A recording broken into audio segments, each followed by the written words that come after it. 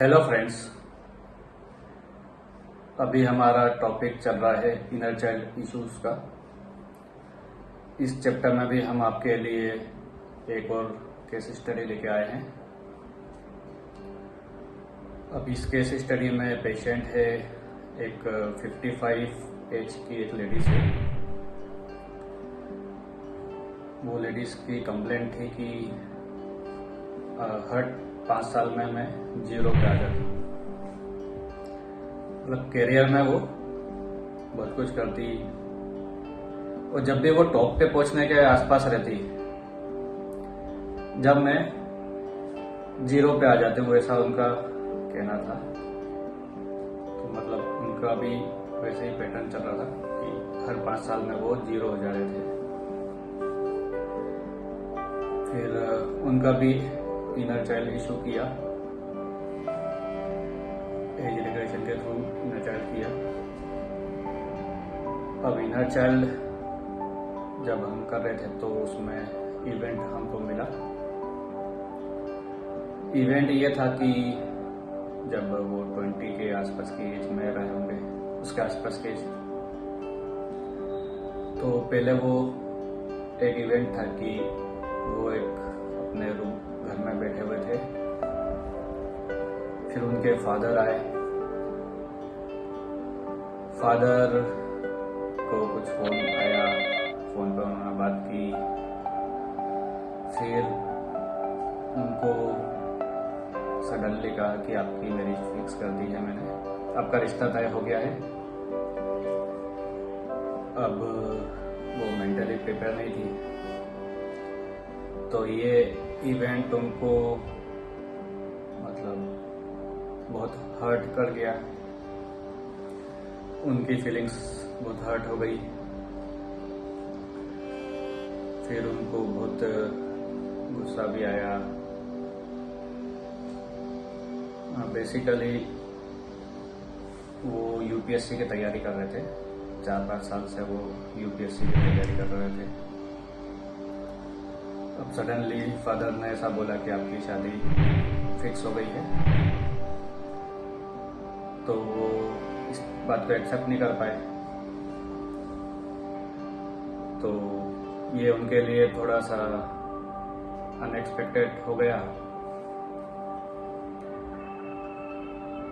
तो उनको वो चीज बहुत ज्यादा बैड फीलिंग आई उसमें। हमने उनसे पूछा कि उनकी फीलिंग क्या है।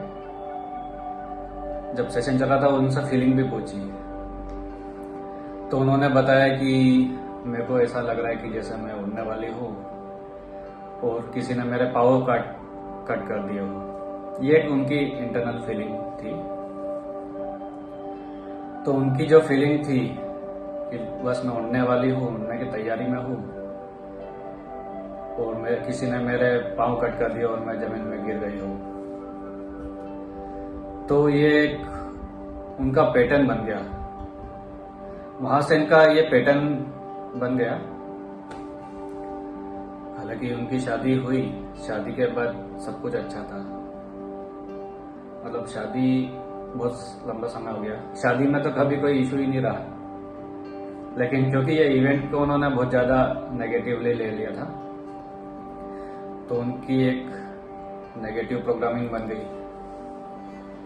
प्रोग्रामिंग उसकी इसलिए बनी क्योंकि उनकी फीलिंग उस समय ये आ रही थी कि मैं उड़ने वाली हूँ और किसी ने मेरे, ऐसा लग रहा है कि किसी ने मेरे पाँव कट कर दिए हो और मैं जमीन पे गिर गई हूँ।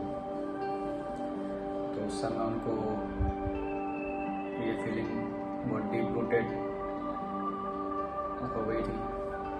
उस समय उन्होंने बहुत गुस्सा भी निकाला, अपनी सब बुक्स भी सब उनके फादर के बेड पे फेंक दी, बहुत गुस्सा निकाला।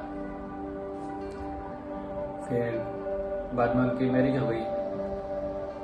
मैरिज के बाद तो मैरिज बहुत मतलब सब अच्छा रहा, लेकिन मैरिज के बाद उनका कैरियर चालू हुआ। दिल्ली में रहते थे वो, जर्नलिस्ट थे। तो मतलब सब चीज अच्छी होती थी जब उनको बस लगता था कि अब मैं बस टॉप पे पहुंचने वाली हूँ। बस जहाँ ये फीलिंग आती थी कि टॉप में पहुंचने वाली, वहां से वो एकदम जीरो पे आ जाती थी। फिर वो नई शुरुआत करती थी, फिर मेहनत करती थी करियर में, बहुत कुछ कर लेती थी, सब कुछ हो जाता था, सिर्फ एक टॉप पे पहुंचना बाकी रहता था। फिर जब भी उनको ऐसी फीलिंग आती थी कि बस मैं टॉप पे पहुंचने वाली हूँ, वहां वो ट्रिगर कर जाता था और वो सब कुछ डिस्ट्रॉय होके वो जीरो पे आ जाती थी। और जैसे वो सांप सीढ़ी का खेल आपने कभी ना कभी खेला होगा, तो उसमें होता है ना कि सांप काट लेता तो आप नीचे आ जाते, और अपन 100 तक पहुंचना होता है सांप सीढ़ी में। तो 100 पहुंचने के पहले वो 96 या 95 पे स्नैक रहता है। आपको अच्छे से याद हो कि कई बार हम 95 या 94 तक पहुंच जाते हैं, फिर उसके आसपास एक सांप रहता है, अगर वो काट लेता है तो हम वापस नीचे आ जाते हैं। और वो सांप भी ऐसा रहता है कि बहुत ज्यादा लंबा रहता है, छोटा मोटा सांप नहीं रहता, वो सीधा टॉप से बॉटम पे ही ले आता है।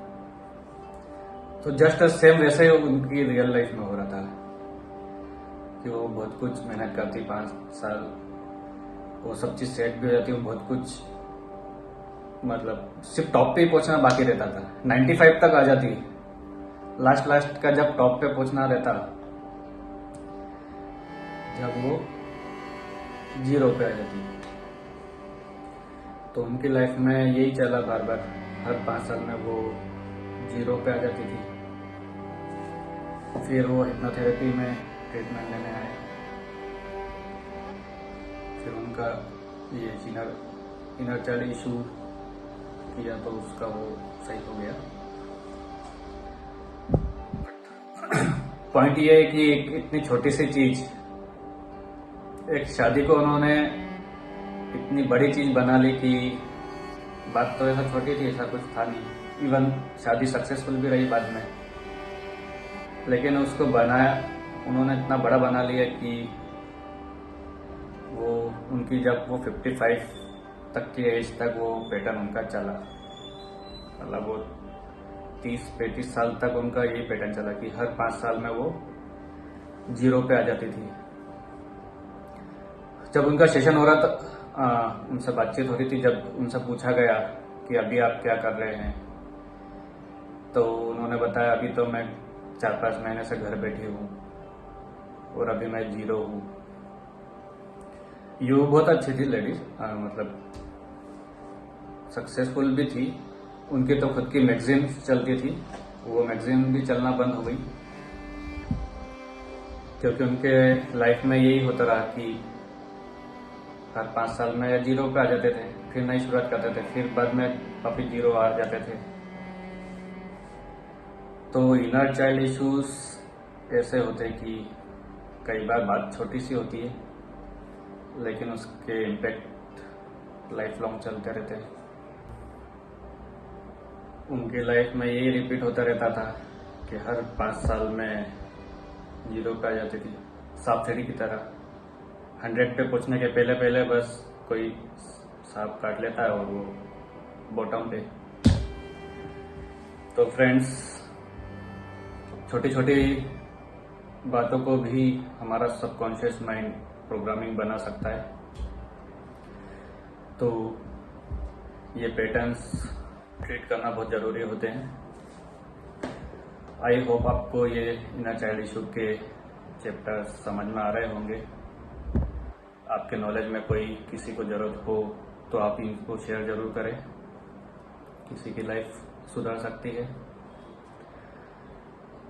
एंड मैं चाहूँगा कि आप हमें लाइक्स दें ताकि ये वीडियो ज़रूरतमंद तक पहुँच सके।